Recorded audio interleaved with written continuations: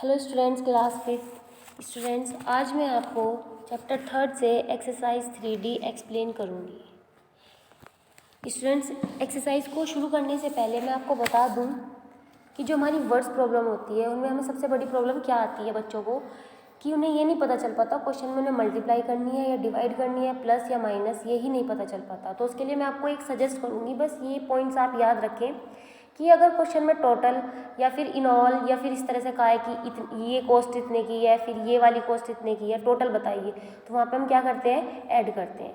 Subtract हम कब करते हैं, जब हमें क्वेश्चन में कहा जाता है कि उसके पास 100 रुपये हैं, 100 में से 50 उसने खर्च कर दिए, तो उसके पास कितने बचे, यानी कि लेफ्ट आता है। ठीक है, उसके बाद बात करते हैं मल्टीप्लाई की। मल्टीप्लाई कब होती है, जब क्वेश्चन में एक डिजिट की वैल्यू दी जाती है और ज़्यादा का आपसे पूछा जाता है। ठीक है, और डिवाइड कब होती है, जब ज़्यादा का दे के कम का पूछा जाता है। लाइक अगर आपसे कहा जाए कि 4 जो चेयर है उनका मूल्य 400 है और आपको पूछा जाए कि एक का बताना है, तो क्या करेंगे, वहाँ पर डिवाइड कर देंगे। ठीक है, तो पता चल जाएगा एक का मूल्य कितना है। तो अब हम क्या करेंगे, एक्सरसाइज को शुरू करेंगे। क्वेश्चन नंबर फर्स्ट आप मेरे साथ इसका रीड करेंगे, एक्सरसाइज का 3D का, पेज नंबर 40 आप ओपन कर लीजिए। इसमें लिखा है, एक company exported 900 bicycles, the price of each being 8550, what will be the total price of the bicycle exported. यानी कि एक कंपनी है बाईसाइकिल की, जो वो 900 बाईसाइकिल बना रही है, उनमें से एक की कॉस्ट अगर 8550 है, तो ऐसी ही 900 बाईसाइकिल की कॉस्ट कितनी होगी।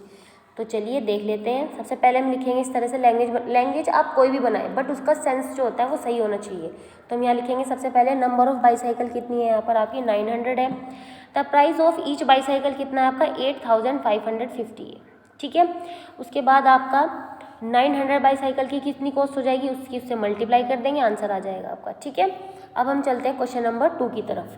क्वेश्चन नंबर 2 में बोला है, ₹215 are sanctioned for each earthquake affected person in Gujarat.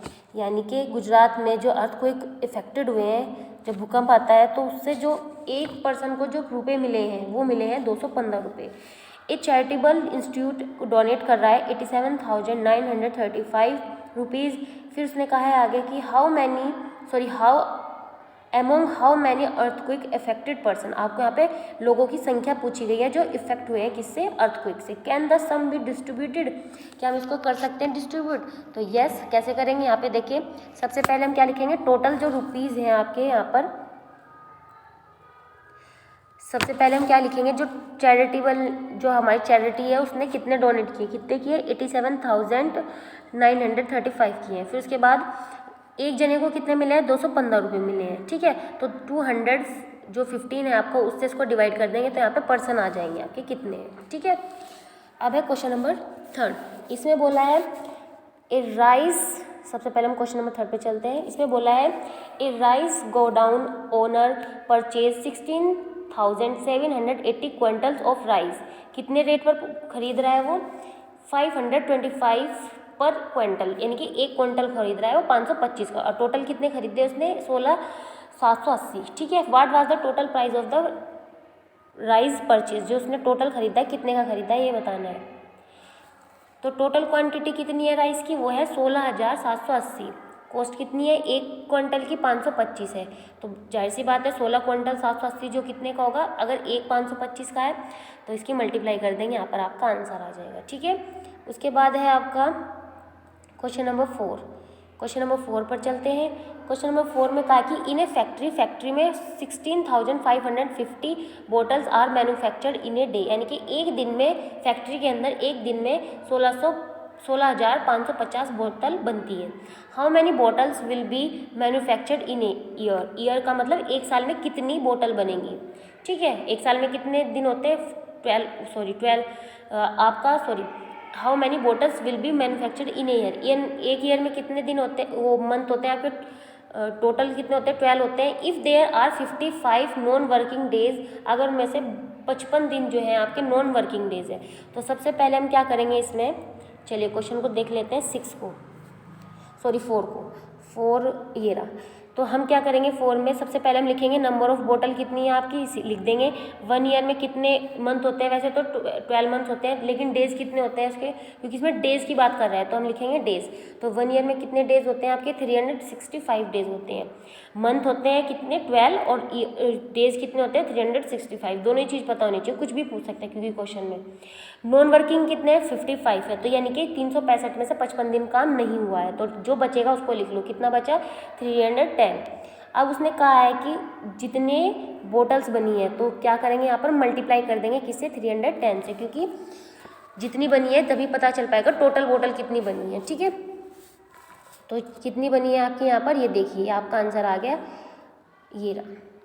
Okay, अब है आपका क्वेश्चन नंबर 5, ये आप सॉल्व करेंगे। क्वेश्चन नंबर 6 देखेंगे आप। क्वेश्चन नंबर 6 को कैसे करना है चलिए देख लेते हैं। इसमें क्या लिखा है, ए 5 story shopping complex has 24 shops on each floor. इसमें आपको ये बताना है कि अगर एक 5 मंजिला कॉम्प्लेक्स है तो उसमें क्या कहा है 24 शॉप है, एक शॉप पे एक फ्लोर पे कितनी है 24 शॉप है, और एक शॉप जो है उसकी उसमें 160 टाइल्स लगी है। तो उसने पूछा कि how many tiles required be the entire shopping complex, तो शॉपिंग कॉम्प्लेक्स जो है उसमें कितनी टाइल्स की जरूरत पड़ेगी।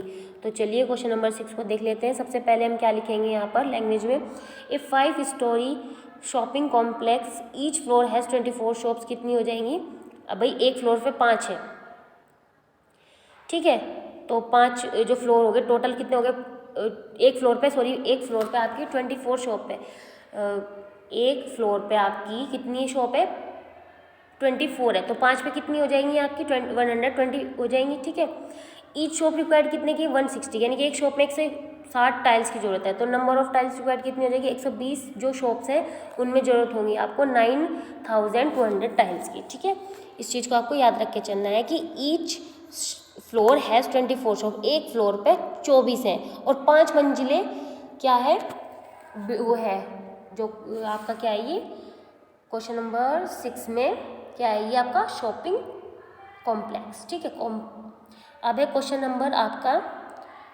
7, 8 आप सेल्फ करेंगे। अब मैं आपको 9 एक्सप्लेन करूँगी। 9 में आपको क्या करना है यहाँ पे देख लीजिए, if a number is divided by 573 it gives 391 as quadrant and 305 are reminder.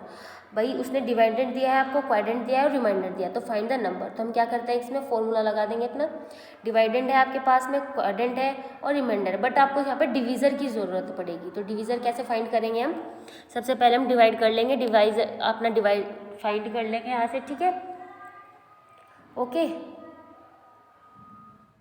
तो यहाँ पे आपको क्या करेंगे, डिवाइडेंड गिवन है, डिवीज़र गिवन है, सॉरी क्वाड्रेंट गिवन है, रिमाइंडर गिवन है, तो डिवाइडेंड आपका आ जाएगा। ओके,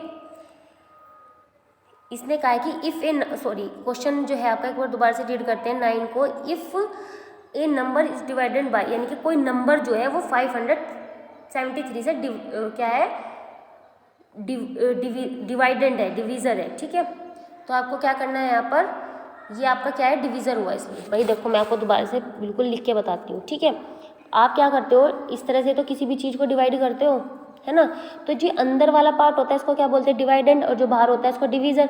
तो इसने कहा है कि जो ये पार्ट है उससे जो डिवाइड करते हो, जिससे तुम डिवाइड करते हो वो दिया गया है आपको यहाँ पर। ठीक है, तो इस तरह से है, बस फिर क्या करना है लास्ट में आपको यहाँ पर इसमें फॉर्मूला लगा देंगे, जैसे हम चेक योर आंसर में लगाया था d is equals to d multiply quadrant plus के आर, तो डिवीज़र भी है, क्वाड्रेंट भी है, रिमाइंडर भी है। आप यहाँ पे पहले मल्टीप्लाई करेंगे फिर इसको ऐड कर देंगे और आपका आंसर आ जाएगा। ठीक है, आई होप कि आपका एक्सरसाइज 3D समझ आई हो। Okay students, thank you and have a nice day.